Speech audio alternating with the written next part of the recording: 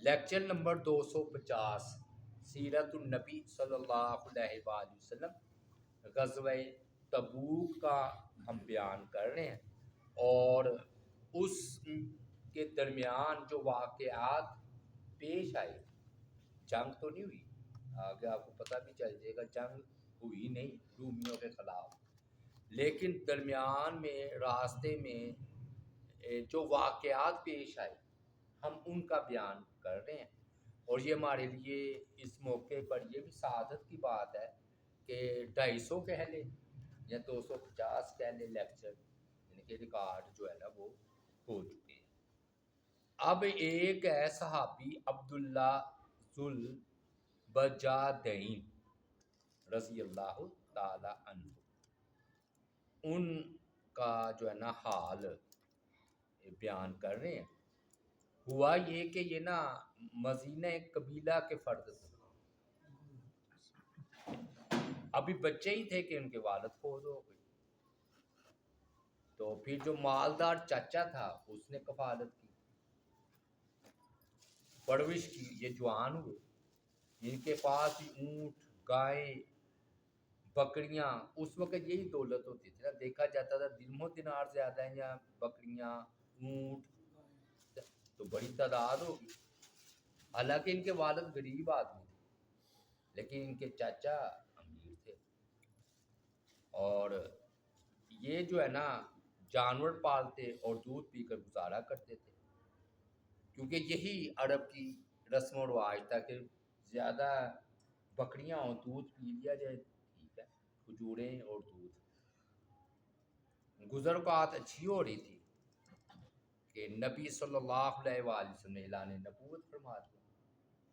اب ان کے دل میں بھی ایمان کی چمک جو ہے وہ پیدا ہوئی، لیکن یہ اس انتظار میں تھے کہ میرا چاچا بھی اسلام قبول کرے۔ ہوتے ہوتے فتح مکہ بھی ہو گئی، تو لیکن چاچے نے اسلام قبول نہیں کی۔ انہوں نے پھر کہا کہ اب تو صبر کی انتہا ہو گئی ہے کہ چاچا اسلام ہی نہیں قبول کر رہا۔ وہ پھر نبی اکرم صلی اللہ علیہ وآلہ وسلم کی خدمت سے پہلے نا چاچے کی خدمت میں حاضر ہوئے اور دل کی بات بے دھڑک کہہ ڈالی کہ میں نے جو مسلمان ہونا ہے اور میں نے آپ کا کلمہ پڑھنا ہے، مجھے اجازت دیجیے کہ میں اسلام قبول کروں، میں مزید صبر نہیں کر سکتا۔ وہ چاچا تو بت پرست تھا، وہ بجلی بن کر یہ الفاظ اس پر گرے کہ یہ بھتیجا کیا کہہ رہا ہے، تو کفالت بھی کی تھی، ہوتا ہے تھوڑا بہت لحاظ خیال تو رکھنا ہوتا ہے، تو لیکن وہ پھر بولا کہ اللہ کی قسم اگر تم نے نبی اکرم صلی اللہ علیہ وآلہ وسلم کی پیروی قبول کی تو میں تو تمہیں بدحال کر دوں گا، یعنی کہ یہ جتنے اونٹ بکریاں یہاں ہیں واپس لے لوں گا، حتیٰ کہ تمہارے بدن کے کپڑے بھی میں اتار لوں گا۔ یہ چاچے نے اتنے غصے میں کہا۔ عبداللہ رضی اللہ تعالی عنہ نے فرمایا کہ مجھے قبول ہے، میں ایمان نہیں چھوڑ سکتا، یہ ساری چیزیں چھوڑنا قبول ہے۔ یہ آج ہم داستان بیان کرنے بات کرنی آسان ہوتی ہے، کرنا بڑا مشکل ہوتا ہے، چھوڑ دیا جائے۔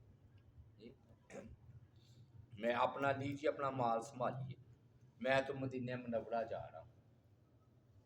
چاچے نے سارا مال ہتھیا لیا، حتیٰ کہ تن کے کپڑے بھی اتروا لیے۔ انہوں نے اپنی والدہ سے نا ایک داری دار چادر لی اور اس کو پھاڑ کر دو حصے کیے، ایک کا تہبند بنایا، ایک دوسرا اوپر لے لیا۔ یہ نا لفظ ہے نا ذوالبجادین، اس کا مطلب یہ دو چادروں والا، دو کرتوں والا، تو یہ وجہ ہوئی نا کہ ایک تو نیچے لے لیا اور ایک اوپر، ایک ہی کپڑا تھا پھاڑ، تو ان کا نام پھر عبداللہ ذوالجادین ہوا رضی اللہ تعالی عنہ۔ مسجد نبوی میں پہنچے تو سحری کا وقت تھا، نبی اکرم صلی اللہ علیہ وآلہ وسلم نے فجر کی نماز پڑھائی، اپنی عادت کے مطابق آپ نے خیریت پوچھی، ہر ایک کی۔ آپ کی نظر نہ عبداللہ پر پڑی تو پوچھا کیا ہے، تو وہ معلوم ہوا کہ مہمان ہیں، نئے ہیں مدینہ میں، اسلام قبول کیا۔ پھر عبداللہ رضی اللہ تعالیٰ عنہ نے اپنا تعارف کروایا اور مکمل ماجرا جو ہے نا وہ سنایا۔ جب آپ صلی اللہ علیہ وآلہ وسلم نے مدینہ منورہ آنے کی داستان سنی تو فرمایا کہ تم عبداللہ ذوالبیجادین ہو، دو چادروں والے۔ ہاں جی، یعنی تمہارا عبداللہ نام اور لقب ذوالبیجادین ہے۔ پھر آپ نے حکم دیا کہ میرے قریب ہی رہائش رکھو۔ سو عبداللہ اصحاب صفہ کی جو ہے نا وہ پاکیزہ جماعت کے ساتھ جو ہے نا وہ ادھر ہی شامل ہو گئی جس گھر میں وہ تھے، اور جن کا گھر مسجد نبوی اور نبی علیہ السلام مہمان نواز تھے، یوں سمجھ لیں۔ پھر نبی اکرم صلی اللہ علیہ وآلہ وسلم سے قرآن سیکھتے، تلاوت قرآن سے اپنا ایمان تازہ رکھتے تھے۔ انہیں تھوڑے ہی عرصے میں جتنا نازل ہو چکا تھا نا قرآن سارے سیکھ لیے۔ رات کو نہ وہ تلاوت کرتے تہجد میں۔ اللہ تعالیٰ نے انہیں بڑی اچھی آواز دی ہوئی تھی۔ ایک روز نا یہ اپنی خوبصورت آواز کے ساتھ قرآن مجید کی تلاوت کر رہے تھے تو حضرت عمر رضی اللہ تعالی عنہ جو ہے نا وہ نبی علیہ السلام کی بارگاہ میں حاضر ہوئے، شکوہ کیا عبداللہ ذوالجدین کا کہ یہ کتنی دیکھیے بلند آواز سے تلاوت کر رہے ہیں، اور اس کی وجہ سے باقی لوگوں کا بھی تلاوت کرنا مشکل ہو گیا یا قرآن سمجھنا۔ آپ نے فرمایا کہ عمر ان کو تلاوت کرنے دو۔ یہ سب کچھ چھوڑ کر آیا، دیکھیں نا وہ چاچے نے سب کچھ ہی ہتھیا لیا اور دو چادریں، کہاں وہ کروڑوں پتی، اب کپڑے بھی اتار لیے۔ پھر جو ہے نا عبداللہ نبی علیہ السلام کی خدمت میں حاضر ہوئے، غزوہ تبوک میں ساتھ گئے ہیں، غزوہ تبوک جو بیان ہو رہا ہے تو اس لیے میں نے پچھلے حالات بیان کیے ہیں آپ۔ تو انہوں نے کہا اللہ کے رسول صلی اللہ علیہ وآلہ وسلم دعا کیجیے اللہ مجھے شہادت کی موت دے، یعنی میں غزوہ تبوک پر جا رہا ہوں تو اللہ مجھے شہادت دے۔ بڑی بات ہے۔ تو نبی اکرم صلی اللہ علیہ وآلہ وسلم نے فرمایا اللہم انی احرم دمہ علی الکفار، اے اللہ میں اس عبداللہ کا خون کافروں پر حرام کرتا ہوں۔ مطلب یہ تھا کہ شہادت کوئی نہیں ملی، یعنی کہ کافر آپ کو مار نہیں سکیں۔ عبداللہ کہنے لگے اللہ کے رسول میں تو شہادت کا آرزو مند ہوں، آپ کہہ رہے ہیں کہ میں تمہارا خون کافروں پر حرام کرتا ہوں، یعنی کہ دعا دیا آپ نے، ظاہر دعا تو قبول ہونی تھی۔ آپ نے پھر سلامتی کی دعا دی۔ آپ نے فرمایا جب تم جہاد فی سبیل اللہ کے لیے گھر سے نکلو گے، ہاں یہ بخار کی فضیلت ہے یہ نا، فرمایا اگر تمہیں نا بخار ہو گیا اور تم بخار کی وجہ سے فوت ہو گئے تو تم شہید ہو گئے۔ اچھا بخار کی نا روایات آ رہی ہیں فضیلت کی کہ جب مومن کو بخار چڑھتا ہے تو اس کے گناہ اس طرح چڑھ جاتے ہیں۔ تو ایک صحابی نے غالباً دعا بھی کی کہ یا اللہ مجھے بخار ہی رہا کرے لیکن ہلکا ہلکا، تو ان کو بخار رہا کرتا تھا۔ اور ایک حدیث میں ہے کہ اللہ تعالیٰ جہنم کی آگ اور اس حرارت کو اکٹھا نہیں کریں گے۔ اور آپ کو پتہ ہے نبی اکرم صلی اللہ علیہ وآلہ وسلم کی وفات بھی بخار کے ساتھ، بخار کی وجہ سے ہوئی۔ جیسے ہمارے یہاں ڈاکٹر کہتے ہیں 106 پر پہنچ جائے، تو آپ کو تو ویسے ہی دگنا بخار تھا۔ میرے والد صاحب کی بھی ایسے نا وفات بخار سے ہوئی، اللہ تعالیٰ کو فرمائے، اللہ تعالیٰ ان کے مزید درجات پر۔ تو اگر تمہاری سواری نے تمہیں گرا دیا اور تم کچل دیا تمہاری سواری نے، تب بھی تم شہید ہو۔ تم جس طرح بھی فوت ہو یعنی کہ آپ نے جب بھی فوت ہو گئے اللہ تعالیٰ تمہیں شہادت کا رتبہ دے گا. بھی چھوٹی بات ہے، سب کچھ چھوڑ کر میں نے پیچھے بتایا ہے کاروبار چھوڑ کر آپ کی خدمت میں آ کر بیٹھ کے، چنانچہ آپ یہ روانہ ہو گئے اس غزوہ تبوک میں نبی اکرم صلی اللہ علیہ وآلہ وسلم کے ساتھ. اب ادھر واقعی ایسا ہی ہوا. اصل میں نا آپ ظاہر وحی کے ذریعے بولتے تھے، اشارہ یا پشین گوئیاں بھی کر دیا کرتے تھے. تو انہیں بخار ہو گیا، ان کی طبیعت خراب ہو گئی اور سخت بخار ہو گئی. تو عبداللہ بن مسعود اب نا ان کا حال بیان کرتے ہیں آخرت کا. کہتے ہیں میں نے نا ایک رات دیکھا کہ ایک جانب نا آگ روشن ہے، رات کا وقت ہے اور آگ روشن ہے، سارا جو دستہ ہے فوج کا وہ آرام کر رہے ہیں. میں نے کہا یہ کیوں آگ روشن ہے؟ میں اس جانب چلا گیا. میں نے دیکھا کہ رسول اکرم صلی اللہ علیہ وآلہ وسلم اور سیدنا بلال رضی اللہ تعالی عنہ آگ کا شعلہ جو ہے نا وہ روشن کیے ہوئے ہیں، قبر کے کنارے کھڑے ہیں، یعنی کہ روشنی کرنے کے لیے. اور امام الانبیاء جو ہیں اپنے جان نثار کو دفن کرنے کے لیے، یعنی کہ ان کی نا بخار کی وجہ سے وفات ہو گئی، بجادین کی، عبداللہ بجادین رضی اللہ تعالی. تو آپ با نفس نفیس خود قبر میں اترے ہیں، خود. اور ساتھ اور کیا شرف ہے، کہہ رہے ہیں کہ ابو بکر و عمر بھی نا ساتھ ہیں.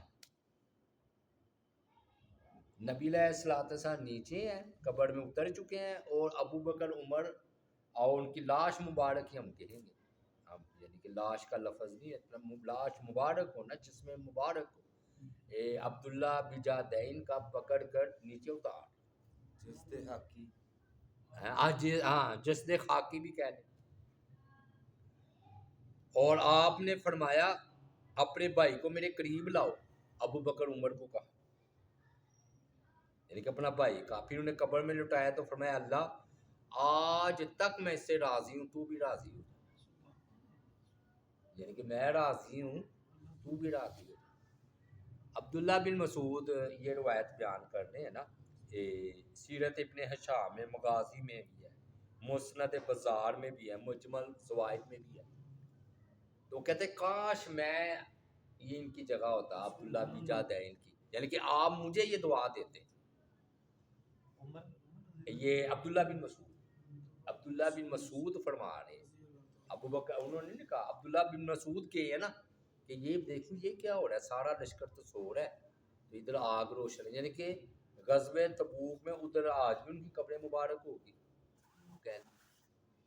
تو یہ ادھر فوت ہوئے.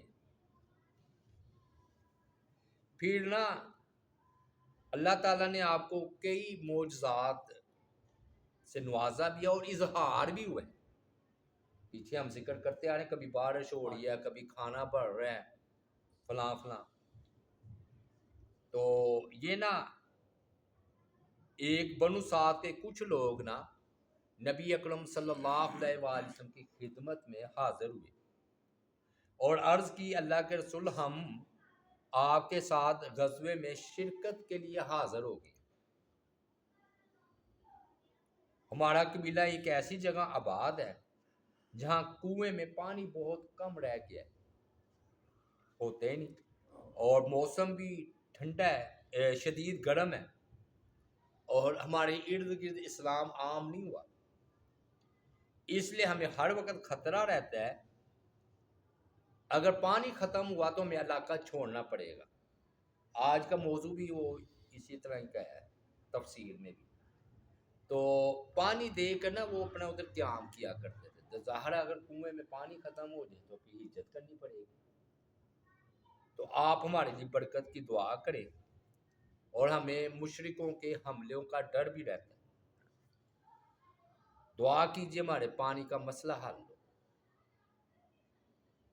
اور ہم سے بڑھ کر کوئی مضبوط قوم نہیں ہے، پھر کوئی مشرک ہمارے علاقے سے گزر نہیں سکے گا، اور ہم انہیں تبلیغ بھی کریں گے. آپ صلی اللہ علیہ وآلہ وسلم نے فرمایا اچھا تم 3 کنکریاں لے کر آؤ. چھوٹے چھوٹے پتھر، کنکریاں، آپ کو 3 کنکریاں پیش کی گئی، آپ صلی اللہ علیہ وآلہ وسلم نے ان پر برکت کی دعا کی اور واپس کرتے ہوئے فرمایا جاؤ یہ بسم اللہ پڑھ کر نا کنویں میں ڈال دینا، جہاں تم کہہ رہے ہو کہ پانی کم آتا ہے کنویں میں۔ بنو سعد کا وفد واپس آ گیا اور آپ کے حکم کے مطابق بسم اللہ الرحمن الرحیم پڑھ کر تینوں کنکریاں کنویں میں ڈال دی، تینوں۔ آپ کی دعا کی برکت سے ایسا ہوا کہ جیسے جوش آ گیا وہ پانی نے ابلنا شروع کر دیا، ہوتے ہوتے اوپر تک آ گیا، دیکھتے ہی دیکھتے کنواں لبا لب پڑ گیا، ہوتا نا اوپر آ جاتا ہے پانی، ایسا ہوا۔ اب ان کا ایمان بھی اضافہ ہوا کہ ہم واقعی اللہ کے رسول سے آئے ہیں صلی اللہ علیہ وسلم۔ انہوں نے پھر پانی کی نعمت میسر آئی، اللہ کا شکر ادا کیا اور پھر وہ دین حنیف کی تبلیغ میں مشغول ہو گئے اور سب کو بتایا کہ آپ اللہ کے سچے رسول ہیں صلی اللہ علیہ وسلم۔ یار واقعی دیکھیں نا، عجیب ہو گئی، حضرت عمر کہہ رہے ہیں جی کھانا بڑھ جائے تو بڑھ رہا ہے، ایسے کہتے ایک اعتبار سے صحابہ کرام کو فضیلت حاصل ہے، ایک طرف امت کو فضیلت حاصل ہے کہ صحابہ کرام نے یہ واقعات دیکھے تو ان کا تو ایمان بڑھنا ہی تھا، اور ایک لحاظ سے ہمیں ہے کہ ہم بالکل یؤمنون بالغیب ایمان رکھتے ہیں، لیکن ہم نے یقین ہے جو واقعات ہیں۔ پھر وہ ہوا کہ جب آپ واپس تشریف لائے ہیں نا تبوک سے، تو سارے ارد گرد کے مشرک جو ہے نا مسلمان ہو چکے تھے ان قبیلہ بنو سعد کے، اور انہیں معجزے کی بدولت جو ہے نا پانی جیسی نعمت جو ہے وہ میسر آئی۔ پھر نا یہ کھانا تو مسلسل کم ہی تھا نا، میں نے بتایا نا سواریاں بھی کم تھی اور کھانا بھی، تو پھر نا رافع بن خدیج رضی اللہ تعالی عنہ، تو انہوں نے نا شکار کا پروگرام بنایا اپنے ساتھیوں کے ساتھ، نبی اکرم صلی اللہ علیہ وآلہ وسلم کی خدمت میں حاضر ہوئے اور عرض کیا کہ اللہ کے رسول صلی اللہ علیہ وآلہ وسلم، صحابہ جو ہیں دوسرے ساتھی گوشت کی جو ہے نا خواہش مند ہے، گوشت کھائیں، اور آپ سے شکار کے لیے جانے کی اجازت جو ہے وہ طلب کر دیں، اور ہمیں معلوم ہوا کہ مغرب کی جانب نہ اس مقام سے مغرب کی جانب شکار موجود ہے پہاڑوں میں، تو اگر آپ اجازت دیں تو ہم اپنے چند ساتھیوں کے ساتھ شکار پر نہ چلے جائیں تاکہ جو بھی ہو لے کر آئیں اور بھائیوں کی ضیافت کریں۔ آپ صلی اللہ علیہ وآلہ وسلم نے انہیں اجازت دے دی، لیکن ہدایات بھی دی کہ زیادہ دور نہ جانا، یعنی کہ اور دشمن کے نا علاقے میں ممکنہ طور پر داخل نہ ہونا، وہ شکار کے لیے جا رہے اور جو ہے نا آسان اور شکار تم نے پکڑنے ہیں، مشکل شکار نہیں پکڑنے۔ یہ نا رافع نبی علیہ الصلوۃ والسلام کی اجازت اور ہدایات لے کر اپنے ساتھیوں کے ساتھ روانہ ہوئے، 10 اور ساتھیوں کو بھی اپنے ساتھ انہوں نے ملایا اور شکار کے لیے چل دی۔ ان کے ساتھ ابو قتادہ بھی تھے، یہ نیزے کے ماہر تھے، نیزہ چلانے میں، اور رافع تیر چلانے کے ماہر، یعنی کہ نیزہ اور تیر دونوں ماہر ہو گئے نا۔ اس طرح 2 ماہر شکاری جماعت کے شکار کے لیے نکل گئی، شام تک یہ سلسلہ نہ شکار کا جاری رہا، اور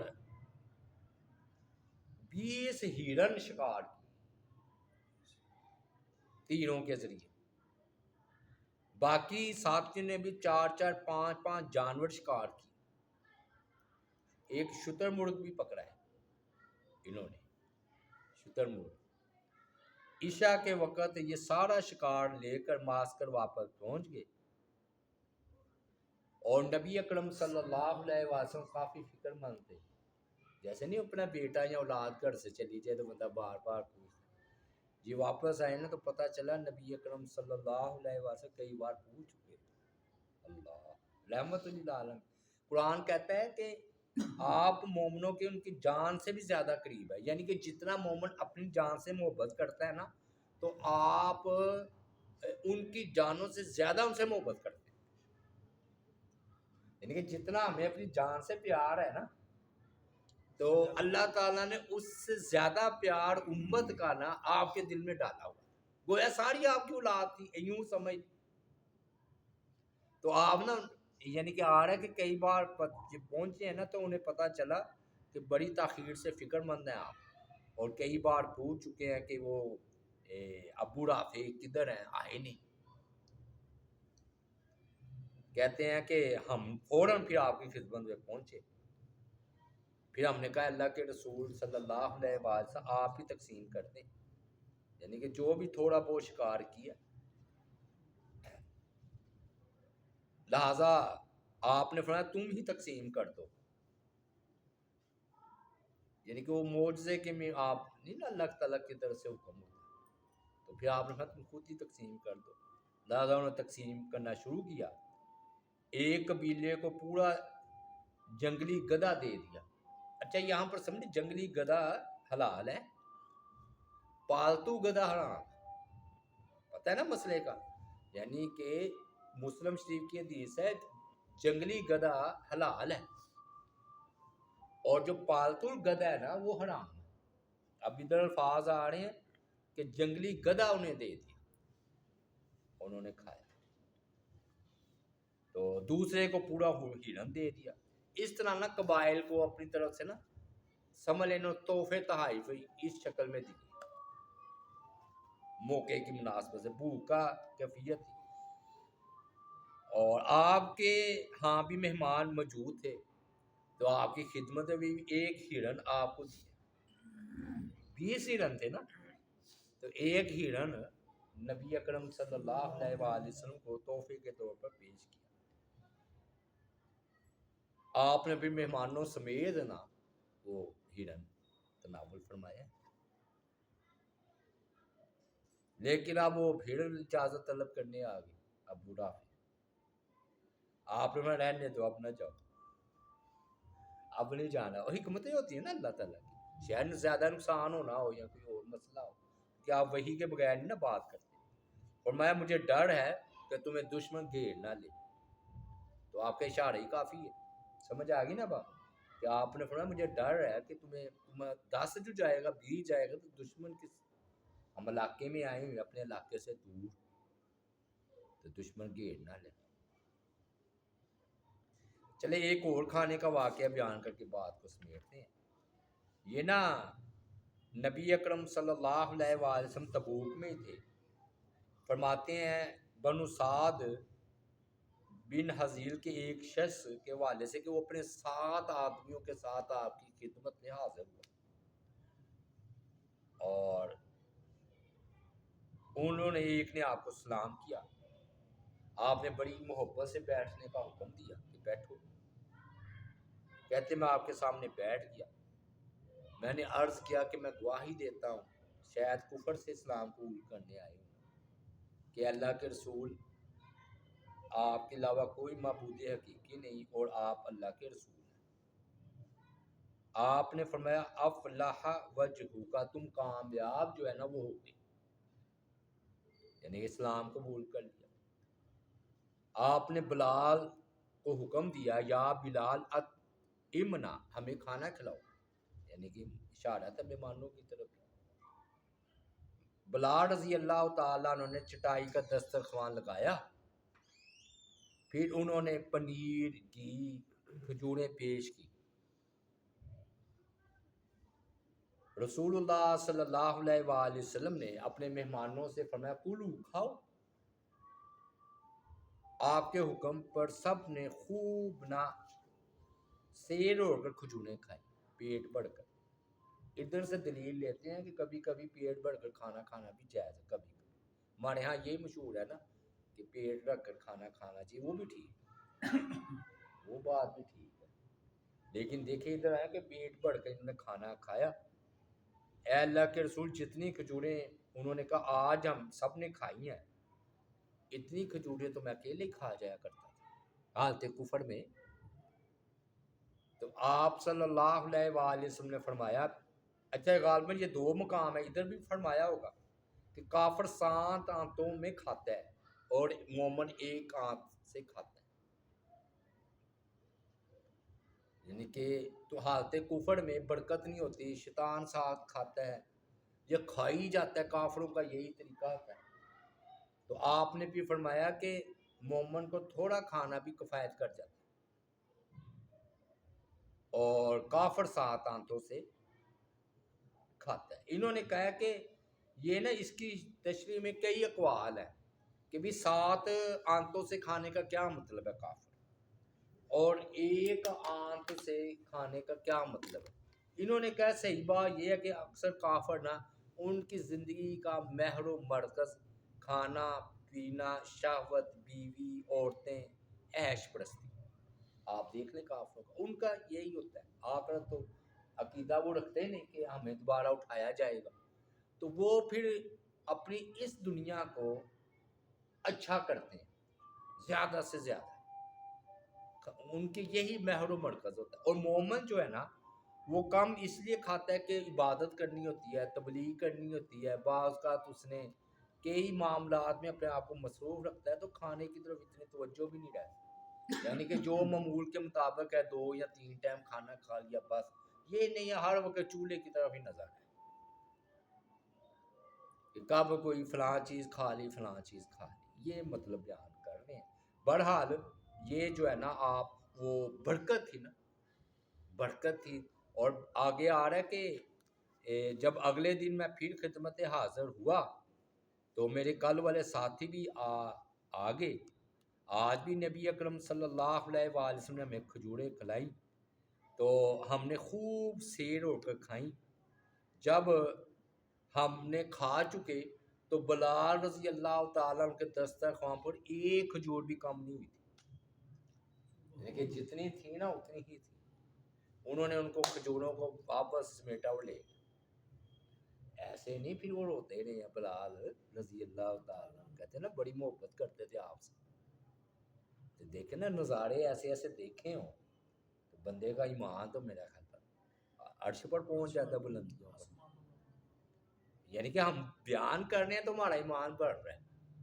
کھجوریں ادھر کی ادھر ہی ہیں، سارا ہم نے 7 بندوں نے خوب پیٹ بھر کر کھانا کھایا اور وہ باقی سمیٹ کر لے گئے واپس، تو ایمان پھر کیوں نہ بڑھے۔